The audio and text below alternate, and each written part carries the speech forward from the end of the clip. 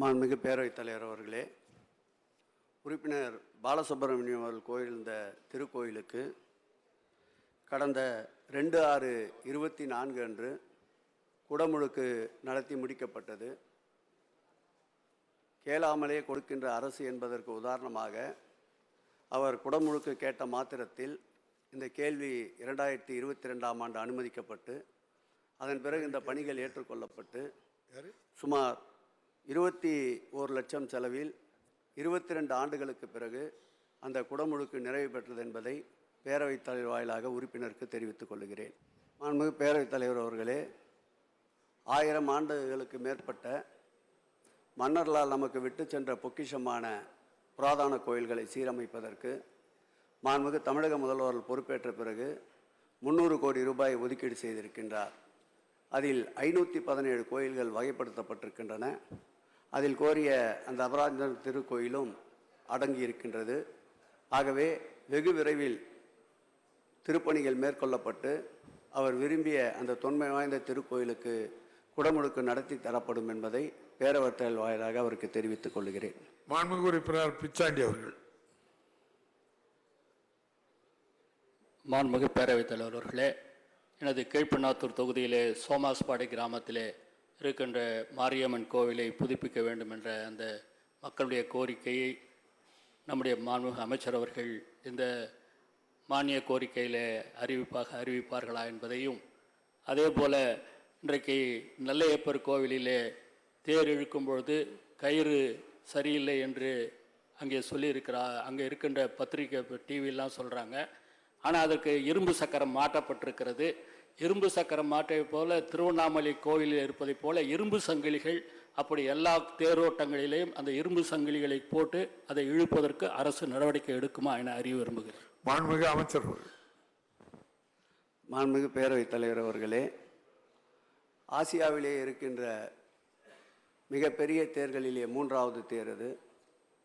28க்கு 28 அகலம் நீளம் கொண்ட 80 அடி உயரம் உள்ள அந்த தேரானது கடந்த 9 நாள் உற்சவத்தின் இறுதி நாளாக நேற்றைக்கு தேர் வடம் பிடித்து இழுக்கின்ற நிகழ்ச்சி நடைபெற்றது.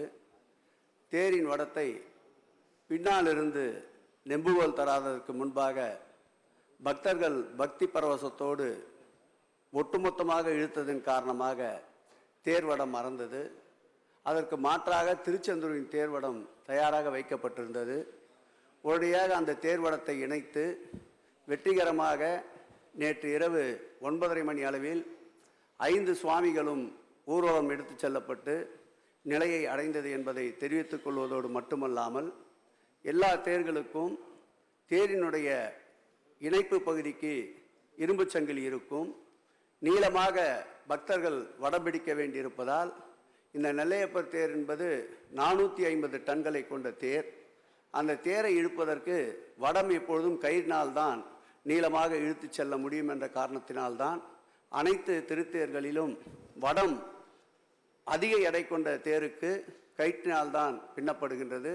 நேற்றைய நடைபெற்ற அந்த உற்சவத்தில் நம்முடைய தீயணைப்புத்துறை, பொதுப்பணித்துறை வடத்திற்கும் தேருக்கும் சான்றிதழ் அளித்த நிலையில்தான் அந்த தேர் வீதி விழாவுக்கு எடுத்து வரப்பட்டது.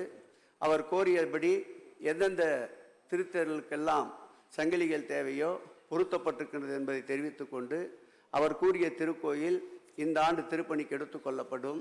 இந்த ஆட்சி ஏற்பட்ட பிறகு 8624 திருக்கோயில்களுக்கு மண்டல குழு, மாநில குழு, தொல்லியல் குழு அனுமதி பெற்ற அதிக அளவில் ஆயிரக்கணக்கான திருக்கோயிலுக்கு அனுமதி அளித்த ஆட்சி மாண்புமிகு தமிழக முதல்வர் தலைமையிலே இருக்கின்ற இந்து சமய நலத்துறை என்பதை தெரிவித்துக் கொண்டு அவர் கோரிய அந்த திருப்பணியும் எடுத்துக்கொள்ளப்பட்டு அவர் கோரிய அந்த திருப்பணியும் எடுத்துக்கொள்ளப்படும் என்பதை தெரிவித்துக் கொள்வது மட்டுமல்லாமல் நேற்றைய தினம் ஒரு வரலாற்று சிறப்புமிக்க நிகழ்ச்சி. ஏற்கனவே 150 ஆண்டுகள் கடந்த சீத்தனாஞ்சேரி திருக்கோயிலுடைய திருத்தேர் இந்த ஆட்சி ஏற்பட்ட பிறகுதான் தேர் வீதி உலா நடத்தப்பட்டது. விழுப்புரத்திலே அதேபோல் 100 ஆண்டுகளுக்கு மேல் பயன்பாட்டில் இல்லாமல் இருந்த திருத்தேர் இந்த ஆட்சி ஏற்பட்ட பிறகுதான் பயன்பாட்டிற்கு கொண்டு வரப்பட்டது. நேற்றைய ஒரு மகிழ்ச்சி, அன்றைக்கு ஓடாத திருத்தேரை, திருவாரூர் ஆழித்தேரை முத்தமிழறிஞர் கலைஞர் அவர்கள் தேரை ஓட்டி புகழ் பெற்றார். இன்றைக்கு ஓடாமல் இருந்த கண்டதேவி தேர் பல்வேறு இன மக்கள் ஒன்று திரட்டி ஒரு சேர அவர்களை ஒற்றுமைப்படுத்தி திராவிட மாடல் ஆட்சியின் முத்தாய்ப்பாக நேற்றைக்கு கண்டதேவி திருத்தேரை 18 ஆண்டுகளுக்கு பிறகு ஓட்டிய பெருமை மாண்புமிகு தமிழக முதல்வரை சாரும் என்பதையும் இந்த நேரத்தில் மாண்புமிகு உறுப்பினர் தேர் சம்பந்தப்பட்ட கேள்வி என்பதால் இதையும் தெரிவித்து பேரவைத் தலைவர் வாயிலாக பேரவை துணைத் தலைவருக்கு நன்றியை தெரிவித்துக் கொள்கிறேன். மாண்புமிகு பேரவைத் தலைவர் அவர்களே, இவர் கோரியிருந்த இந்த நம்பிக்கோயில் என்பது வனத்துறைக்கு சொந்தமான இடத்தில் அமைந்திருக்கின்றது. இதுபோன்று தமிழ்நாட்டில் ஒரு 34 இனங்கள் கண்டறியப்பட்டு எங்களுடைய துறையுடைய செயலாளரும் அதேபோல் வனத்துறையினுடைய செயலாளரையும் ஒருங்கிணைத்து கூட்டாக ஆய்வுக் கூட்டத்தை நடத்தியிருக்கின்றோம்.